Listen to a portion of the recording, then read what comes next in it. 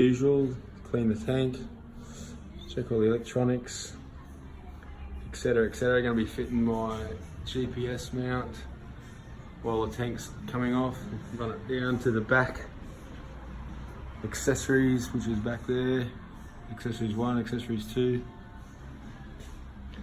Got a muffler Anthony gave me. I'm going to chop that off. Chop this link pipe off, and I'll use my muffler that I got laying around. So off a Super Duke. So I like that loud noise that everyone's chasing. Hopefully give it a bit more performance. We're going to keep the cap for this for now. We're going to look at doing a changeover later, but at this stage just keep it simple.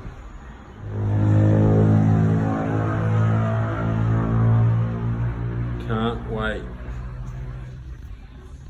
Pick it up tomorrow, or maybe the next day actually, but and then do some farkling of my own. But keep you posted. Well, here it is, finally in the shed. Yee-hoo!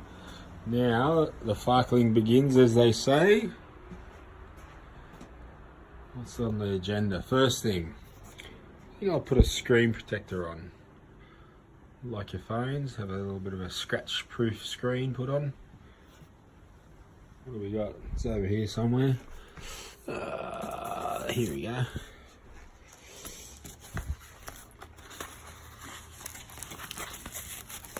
And it is Nano Glass by Speedo Angels. So basically you have to give it a bit of a clean, and then you use your suede cloth to get any fingerprints and dust, and then this sticky sticker that you just touch on the screen and get any lint or further oils off your fingers.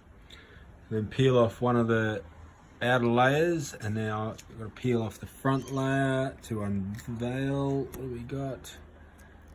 Here we go, and voila. That should offer a little bit more protection than just the glass itself. Yes, so ease of fitment was pretty easy. So there's no center stand on these R's, which is fine for now. I don't know if I'm going to change that later, but you definitely want to make something.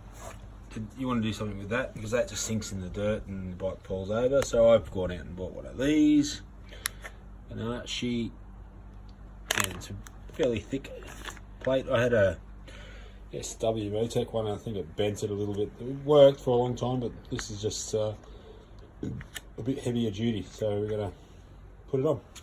Yeah, so that was just like a sandwich sort of aluminium under the steel top plate. That's the brand. And yeah, the build quality is quite good actually. It's pretty sturdy to me. And yeah, so that won't sink in the dirt or sand. And send the rubber, I think. So while we're working down low, these foot pegs are going to get replaced with the rally style pegs, which I had off my old bike.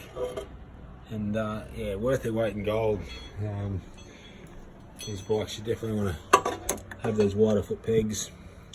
Better control, bit more comfort, just heaps better. So I'll fit them on. So out with the old, in with the new. Makes it so much better riding these bikes with these pegs. And you just keep them, bike to bike, put them in the bag, and never to be seen again until resale. What's next? So the next of these mirrors, these will come off, and my double take rams will go on. Beautiful, these things, very sturdy. When you hit the trails, you can just flick them over, out of the way. And if you do have a crash, they tend to just roll. They don't snap your clutch and brake perch. So put them on next. So the left one fitted up straight away. The right one, however, has got a reverse thread. So a little bit of Googling, and I've read other people have found the same thing, and you've got to get an adapter. That's only a small detail, but one that I always do. Put a valve stem remover as your valve cap. Get rid of the plastic, and you may as well turn it into a multi-purpose valve cap. So yeah, that way if you're out on the trail and you get a flat, and you may as well have two.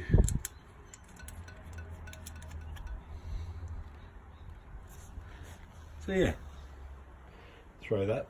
So I've never been a fan of these big grab handles.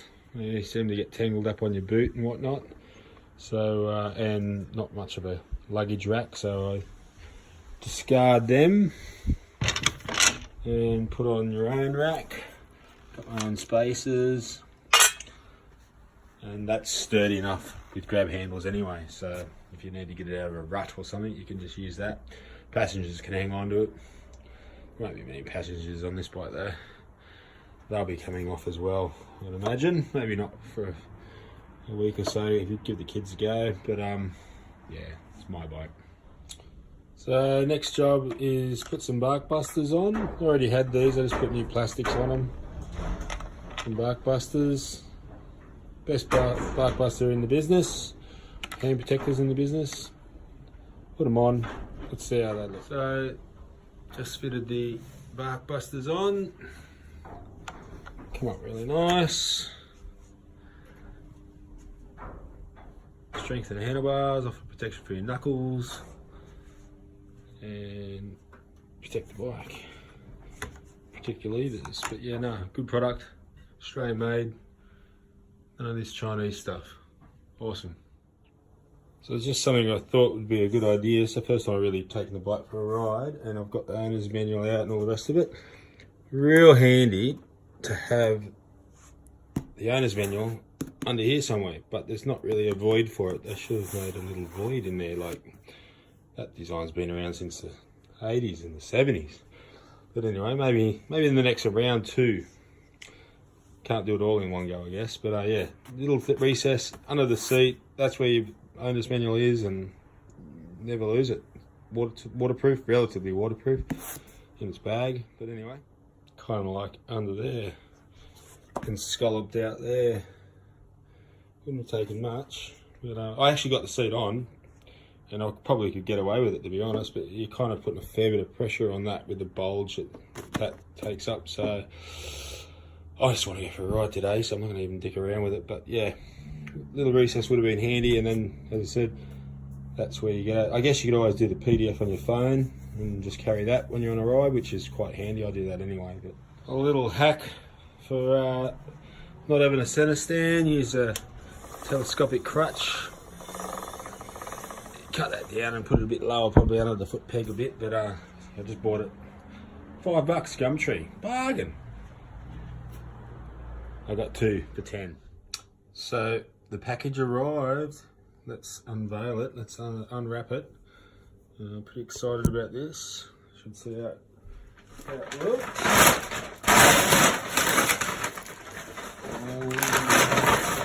Oh yeah. Sticker kit.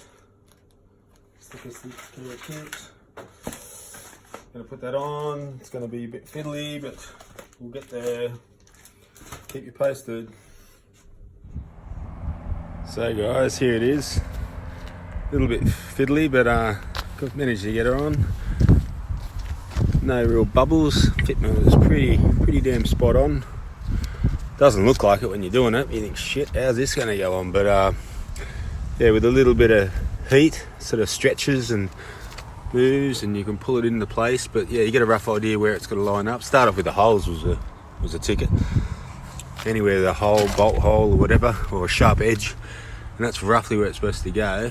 And yeah, I was a bit nervous, to be honest, but just end up just saying bugger it, let's just do it.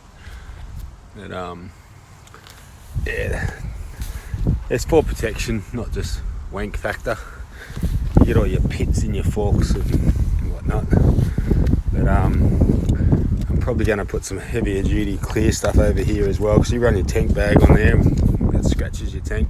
I notice plastics on these bikes do scratch fairly easy, scuff, which is fine, it's a rally bike, but try and keep it looking good for a bit. Anyway, I'm a realist. It's going to take some bruises, no doubt, but wanted to get it done before I got it dirty, to be honest. That was a bit shame. A few little things, exhaust pops getting done soon. I'm making up the rear rack with some bases in it, and the GPS mount's still incomplete, but slowly getting there. So I made a GPS mount today with the help of Sid, and yeah, we basically had this material, aluminium. I've painted it now, but it was just silver, and yeah, cut that little gusset out, slots down there, and then we just drilled the 3mm up to 4mm, I think, holes, and put a rod that goes right through the guts of it, and the ram mount sits on top, and yeah, that bolt just goes straight through the lot, and it doesn't vibrate. And we'll be fitting these, probably fit that switch, sorry, on that plate on the side, or maybe put it there. They remove, and you can stick a switch or whatever you want. But yeah, the good thing about the ram mount is you can adjust it, so when it's sitting down you can be viewing it here, and when you go standing up you just move it up, and then you can look from up here down. All in all, it's cost me about probably $5. The other thing we made today was my old plate off a 1190. The holes don't line up, so yeah, just picked up the new holes. There's enough meat here just to drill. Put some spacers because we lost the grab handles. I don't like them, they snag on your boot and whatnot. And yeah, just made some spacers up. Might go a little bit higher, just a little bit, but then countersink these holes so they're nice and flush, and put some Allen key heads so it sits all nice and flush. What else did we do today? That's about it, really. There's something else, I can't think of what it was.